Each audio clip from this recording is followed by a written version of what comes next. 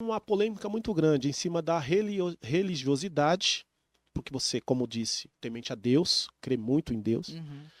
e o processo, né, que eles estão dizendo que ela estava num processo da cura gay, que ela estava numa religião tradicional, evangélica, e ela foi para um retiro e lá ela teve esse posicionamento dela deixar de ter as práticas homossexuais. E o que acontece? Passou 15 dias, ela foi e tirou a sua vida. Uhum. Então existe uma polêmica muito grande, até 3 deputados federais estão entrando com processo contra essa Para igreja averiguar, né? para averiguar isso. Qual que é a sua avaliação desse episódio e dessa questão da religião e a pessoa, a opção sexual? Um tema bem delicado, mas vamos lá. Primeira coisa, eu vou pegar na palavra cura. Eu acho que quando a gente fala de cura, a gente está falando de doença, e não existem pessoas doentes. Doentes são as pessoas que, como eu disse, julgam o próximo, né? Baseado, às vezes, em pensamentos. Gente, desculpa, mas infundados, porque a gente está falando de sentimento, o coração, a gente não manda no coração, a gente não escolhe por quem a gente se apaixona, né? Então eu acho que a gente precisa entender primeiro que a gente está falando de sentimento, a gente está falando de vida. Eu quero, por exemplo, realizar tudo que eu quero na minha vida como eu sou. O que aconteceu com ela foi lamentável, porque, como eu disse, ela não era uma pessoa doente. Ela era uma pessoa feliz com a condição dela, entendeu? O que a gente observa de fora, não a conheci, né? Então não posso falar da vida dela, o que se passou na vida dela, mas falar que ela foi para um retiro, para uma cura gay, desculpa, isso não existe. É uma psicologia tão pesada que se coloca em cima disso, porque você não tem como você mudar o que é por dentro, o que é a essência. Existem pessoas boas e existem pessoas más. Existem pessoas que amam e existem pessoas que odeiam. Aí você consegue dividir entre o bem e o mal. Você pode transformar o mal em bem e o bem em mal.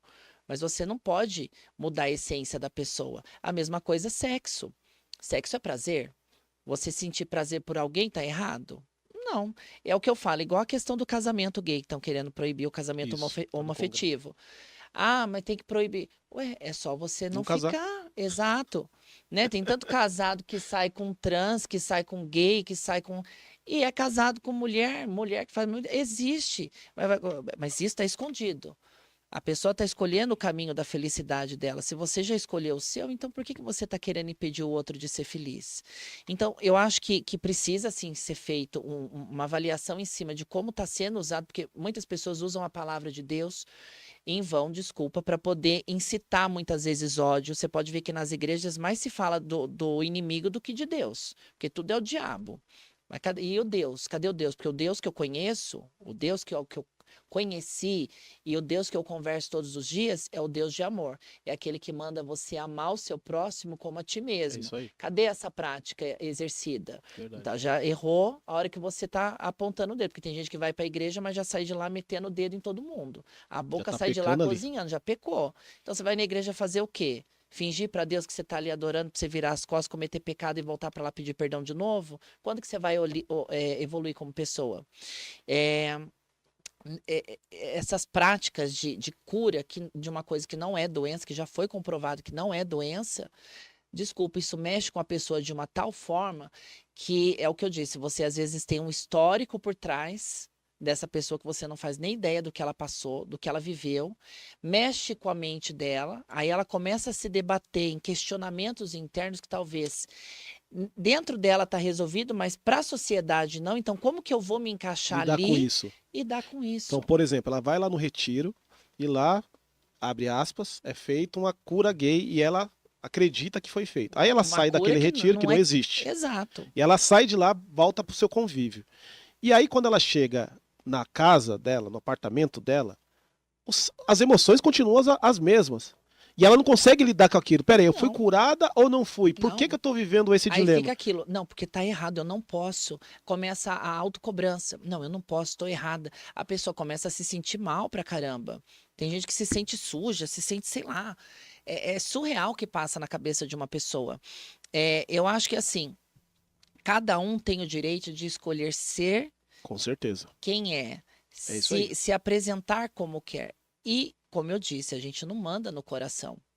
A gente não escolhe por quem a gente se apaixona, a gente não escolhe quem a gente vai amar. Se eu fiquei apaixonada por você, o meu coração se apaixonou por Certeza. você.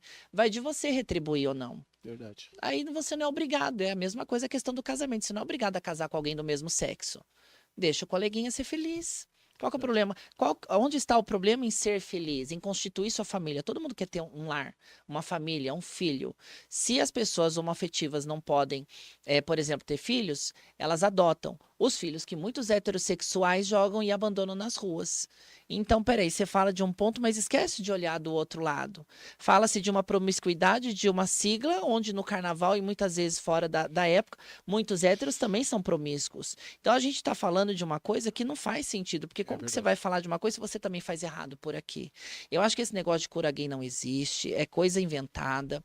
Deus foi muito claro que é para a gente amar o próximo como a si mesmo, respeitar o próximo. As palavras, os ensinamentos dele, de fato, não estão sendo colocados em prática, porque o que é pregado não é praticado. Então, eu acho que precisa muito de visão. As pessoas pegam a palavra de Deus, interpretam do seu jeito e tentam colocar isso da forma que elas querem. Então, peraí, eu não concordo com isso, então qual ponto da palavra de Deus eu posso usar para colocar essa minha opinião em prática? E aí usa a palavra de Deus para defender aquilo que na cabeça dela está errado. E eu também acredito, Tamara, dentro dessa pauta, que é assim, qualquer religião, ela pode sim, dentro da congregação, das paredes, pregar aquilo que ela acredita. E faz aquilo, os membros fazem aquilo que achar que é pertinente ou não. Até aí, tudo bem. Agora, impor, levar uma pessoa, por exemplo, para um retiro desse, e imbuir na mente dessa pessoa que ela foi curada de algo que não é uma doença, como você disse, é muito sério. Então, eu também comungo com você dessa questão. Religião e sentimento que a gente estamos discutindo, no final das contas de tudo isso, quem vai julgar é Deus, porque o Sim. homem, o ser humano, ele não tem poder de julgar ninguém. Mas se sente no direito. Não tem o poder, porque assim, muitos se falam do pecado, do céu, do inferno, mas eu não vi nenhum lugar na Bíblia dizendo que Deus deu anuência, um aval, um documento para eu colocar qualquer pessoa no inferno ou levar para o céu. Eu não tenho esse poder. E a Bíblia diz uma coisa muito importante, que a salvação ela é individual. Sim, Cada um que cuida do seu. exatamente. Você acredita naquela doutrina, você pode passar para a pessoa, ó, eu acredito nisso.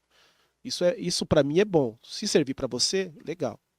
Mas eu acho que o que passar disso é muito correto, muito sério. E a Bíblia diz outra coisa muito importante, que Deus ele conhece o intuito do coração do homem. Porque às vezes por fora a pessoa é daquela maneira, né? Fala só coisas bonitas, mas por dentro só Deus que conhece. Exatamente. E muita gente aparentemente na forma estereótipa, a pessoa olha, começa a julgar. Mas a Bíblia diz que Deus ele conhece todo mundo por dentro. Então eu prefiro muito bem deixar essas coisas na mão de Deus, respeitar as pessoas. Eu sou cristão evangélico, mas eu prefiro ainda acreditar no poder de Deus, que é o que faz, que dá a última palavra em tudo, né? Então, para você ver, você falou, você é cristão evangélico. Imagina só, eu sou transexual, né? Sou uma mulher trans e sou embaixadora de um projeto social chamado Geração Sem Fome, ao qual fui convidada pelo pastor, que Deus o tenha, Ronaldo, para ser uma das embaixadoras desse projeto.